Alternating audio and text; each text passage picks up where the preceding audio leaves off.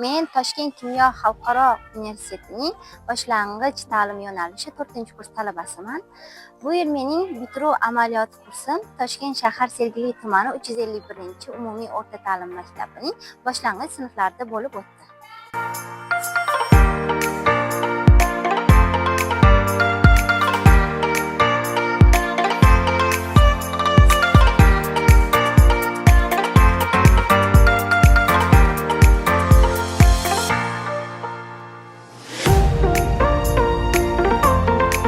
Amaliyot davomida boshlang'ich sinf o'quvchilarining psixologik xususiyatlari, ularning yondashuvlarga mos pedagogik usullar, shuningdek ota-onalar bilan samarali muloqot olib borishning psixologik asoslari bilan yaqindan tanishdim.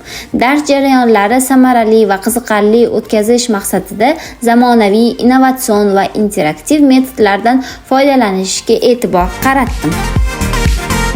Bundan tashqari o'quvchilar bilan ishlashda e-maktab elektron tizimidan foydalanish, baholash jarayonlarini raqamlashtirish va ularga hisobot yuritish bo'yicha amaliy ko'nikmalar hosil qildim. Har hafta shanba kunlari o'tkaziladigan kasbiy rivojlanish metodik soatlarida faol ishtirok etib, tajribali ustozlar bilan fikr almashdim. Dars kuzatuvlari va muhokamalarda qatnashdim.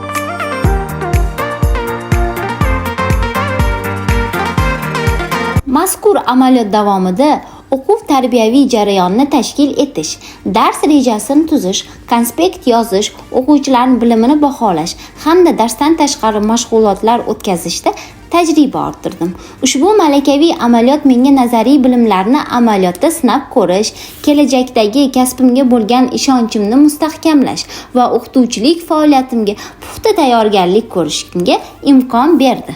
Men Abbosxonova Dildora Mo'minovna, Toshkent shahar Sergeli tumanidagi 351-umumiy o'rta ta'lim maktabining direktoriman. Bizning maktabga ko'plab talabalar kelib, amaliyot o'tib bormoqdalar. Shu qatorda Toshkent shahar kimyo xalqaro universitetining talabalari ham bizning maktabda amaliyot o'tib bormoqdalar.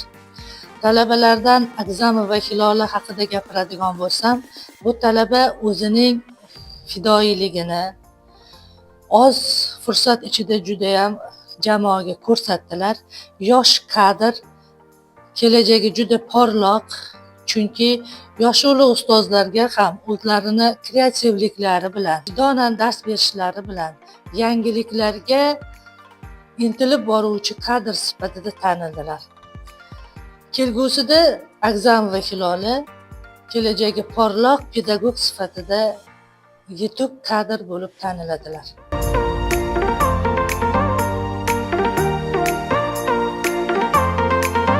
Men Toshkent shahar Sergeli tumani 351-umumiy o'rta ta'lim maktabida boshlang'ich sinf o'qituvchisi bo'lib faoliyat olib boraman va ushbu uslub birlashmaning rahbari sifatida ish olib boraman.